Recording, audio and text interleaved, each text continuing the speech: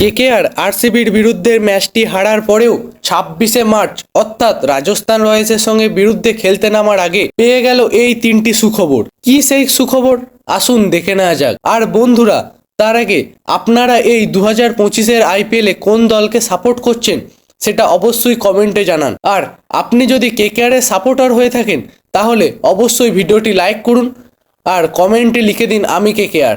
তাহলে কি সেই আপডেট আসুন সেটা নিয়ে আলোচনা করা যাক। আগের আরসিবি এর সাথে ম্যাচে 7 উইকেটে হারার পরেও আমাদের কেকেআর দল প্রথম যে সুখবরটি পেল সেটি হলো রামনদীপ সিং এর চোট নিয়ে। হ্যাঁ বন্ধুরা, আরসিবি এর ম্যাচে এক দুর্দান্ত ক্যাচের ইফোর্ট দিতে গিয়ে চোটিল হন তিনি, যেটা কেকেআর টিম ম্যানেজমেন্টকে অনেকটাই চিন্তিত করে দেয়। কিন্তু কিছুক্ষণ আগে পাওয়া আপডেট অনুসারে কেকেআর টিম ম্যানেজমেন্ট তাকে সম্পূর্ণ ফিট বলে ঘোষণা করেছেন, অর্থাৎ তিনি রাজস্থান রয়্যালসের সাথে ম্যাচে খেলতে প্রস্তুত এবং ম্যাচের মধ্যে ঝড় তুলতেও তিনি প্রস্তুত। এবং দ্বিতীয় যে সুখবর, বড় সুখবরটি এসেছে সেটি হলো আজিঙ্কিয়া রাহানের মারাত্মক ব্যাটিং ফর্মকে নিয়ে। অনেক বিশেষজ্ঞর মতে দীর্ঘদিন ইন্টারন্যাশনাল ক্রিকেট থেকে বাইরে থাকায় তার ব্যাটিং এর স্কিল এবং ধার অনেকটাই কমেছে বলে মনে করছিল বিশেষজ্ঞরা, কিন্তু সেই আশঙ্কাকে পুরোপুরি উড়িয়ে দিয়ে ধূলিসাৎ করে দিলেন তিনি। প্রথম ম্যাচেই 3 নম্বর পজিশনে ব্যাটিং করতে নেমে তিনি সংগ্রহ করলেন 31 বলে 56 রান এবং কেকেআরকে উপহার দিলেন এক ঝোড়ো ইনিংস,